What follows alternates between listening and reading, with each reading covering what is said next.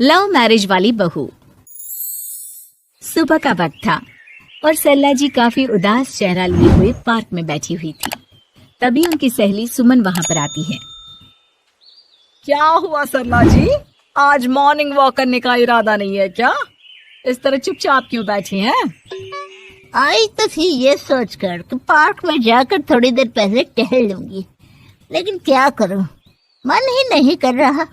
अरे सब ठीक है, तो इतनी परेशान क्यों नजर आ रही हैं? नहीं नहीं, ऐसी तो कोई बात नहीं है, सब ठीक है। अरे भाई, अब तो आपको खुश नजर आना चाहिए। अभी कुछ महीने पहले तो बेटे की शादी हुई है, घर में नई बहू आई है, आपके चेहरे पर तो रौनक नजर आनी चाहिए। अरे छोड़ो भी, आजकल की बहुओं के बारे में क्या बताऊं आपको। क्यों, क्या हुआ बहन जी, कोई परेशानी है क्या? कुछ किया क्या बहू रानी ने? अरे भाई, अभी तो शादी को 6 महीने हुए हैं। अब आपसे क्या छुपाना, आप तो जानती हैं मेरे बेटे ने लव मैरिज की है और मुझे ना इन लव मैरिज वाले बहुओं पर बिल्कुल भरोसा नहीं। ना जाने कब मेरे बेटे के कान भर दे। अरे लेकिन सरला जी, आपके बहू बेटा तो आपके साथ ही रहते हैं, फिर आपको इस बात का डर क्यों है? पता नहीं क्यों बहन जी, अभी तो मुझे अपनी बेटी दीपाली की भी शादी करनी है। बस इसी बात को सोचकर परेशान रहती हूँ। ये लव मैरिज वाली बहू पता नहीं कितने दिन परिवार में एडजस्ट कर पाएगी। कल को अगर बेटे को लेकर दूसरी जगह चले गई तो क्या होगा? अरे हाँ, याद आया, दीपाली तो दिल्ली में नौकरी करती है ना? हाँ हाँ, बहुत अच्छी नौकरी लगी है उसकी। और आप किसी से कहना मत, अपने ऑफिस में साथ में काम करने वाला कोई लड़का उसे बहुत पसंद है, बता रही थी मुझे। लेकिन अभी तो आप कह रही थी कि आपको लव मैरिज और इन सब में भरोसा नहीं है।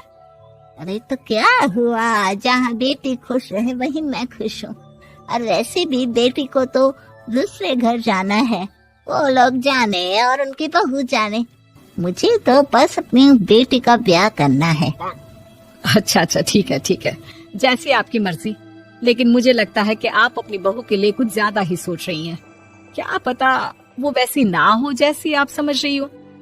सरला जी अपनी जगह से उठते हुए कहती है, अब ये तो भगवान जाने, बस मेरी बेटी दीपाली की शादी उसकी पसंद से हो जाए तो मैं गंगा नहा लूं। चलिए बहुत देर हो गई है, मैं भी अब घर जाती हूँ। अच्छा अच्छा ठीक है, मैं भी चलती हूँ। अगले दिन जब सरला जी अपने घर पर बैठकर चाय की चुस्कियां ले रही थी, तभी उनकी बहू वहाँ पर आती है।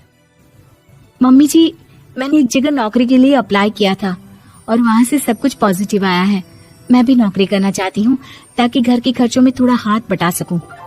अरे बहू, तुम्हें नौकरी करने की क्या जरूरत है? मेरा बेटा अच्छा खासा कमाता है, क्या तुम्हें किसी बात की कोई कमी है? तभी सरला जी का बेटा वहाँ पर आता है। नहीं माँ, उसे किसी बात की कमी नहीं है, लेकिन वो इतनी पढ़ी लिखी है और अगर नौकरी करना चाहती है तो हमें उसे नौकरी करने देना चाहिए। कुछ पैसे घर में आएंगे, हम सबकी मदद हो जाएगी। तुम तो ऐसे कह रहे हो बेटा जैसे ये घर तुम्हारी पत्नी की कमाई पर ही चलता है। अरे नहीं नहीं मम्मी जी, इनके कहने का ये मतलब नहीं है, बस मेरी ही नौकरी करने की इच्छा थी, इसलिए आपकी परमिशन चाहते हैं। अब भाई, मेरा बेटा तुम्हें लव मैरिज करके घर में लाया है, मैं तुम्हें कुछ कैसे कह सकती हूँ? जो मर्जी आए करो। सरला जी का बेटा और बहू वहाँ से चले जाते हैं।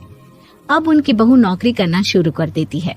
कुछ ही दिन बाद सरला जी की बेटी दिल्ली से अपने घर आती है और अपनी माँ से कहती है, माँ, मैंने आपको बताया था ना, मुझे अपने ऑफिस में साथ काम करने वाले एक लड़के से बहुत प्यार है, मैं उससे शादी करना चाहती हूँ। माँ, हाँ हाँ, तो मैंने कब मना किया? अगर तुम उसे पसंद करती हो तो उसके घर वालों को कहो, हम आपस में बात करके तुम्हारी शादी तय कर देते हैं। अरे लेकिन माँ, एक बहुत बड़ी परेशानी है। क्या परेशानी है बेटा? माँ, वो लड़का बहुत अच्छा है, लेकिन कुछ ज्यादा ही पैसे वाले घर से उसके माँ बाप। उन्हें मेरे और उसके रिश्ते से वैसे तो कोई परेशानी नहीं है, लेकिन वे चाहते हैं कि शादी 5 स्टार होटल में हो। अरे ऐसे कैसे, हम तो मिडिल क्लास लोग हैं, हमारे लिए 5 स्टार होटल में शादी करना कोई आसान काम थोड़ी ना है। लेकिन माँ, मैं क्या करूँ? मैंने उनसे बात करने की बहुत कोशिश की, बस एक किसी जगह बात अटक गई है। साफ साफ कह दो बेटा, शादी करनी है तो ठीक है, लेकिन ये 5 स्टार में शादी करने वाली शर्त मैं नहीं मान सकती। अरे कैसी बात कर रही हैं आप मम्मी जी? अगर दीपाली को कोई लड़का पसंद है तो हम उनकी शादी के लिए पूरी कोशिश करेंगे, और अगर बात पैसों की है तो कोई परेशानी नहीं है। हाँ हाँ, तुम्हें तो बस बहुत आसान लगता है सब। जिस तरह तुमने मेरे बेटे से इतनी आसानी से शादी कर ली, सारे काम उतने आसानी से नहीं होते। समझ में आया? हर काम करने में पैसे लगते हैं। लेकिन माँ, मैं उस लड़की को बहुत पसंद करती हूँ। सही बात है बेटा, लेकिन तुम उस लड़के से साफ साफ कह दो, अगर उसे तुमसे शादी करनी है तो अपने घर वालों को मनाए। अगर नहीं मना सकता तो तुम दोनों अपनी गृहस्थी अलग से कहीं सेट कर लो। कोई जरूरत नहीं है अपने माँ बाप के साथ रहने की। मम्मी जी, ये आप क्या कह रही हैं? मैं भी तो आपकी बेटी के साथ लव मैरिज करके आई हूँ। अगर मैंने भी ऐसा ही किया होता तो? लो, अब तो मुझे उल्टा जवाब देने लगी। देखो बहू, मैं तुम्हारी सास हूँ, मुझसे ठीक से बात करो। लेकिन माँ, भाभी ठीक तो कह रही हैं। हाँ, अगर बात शादी के खर्च की है तो मैं उस लड़के से कुछ कह सकती हूँ, लेकिन उससे अपने घर वालों से अलग होने के लिए कहना, ये सही होगा क्या? आप तो समझिए माँ।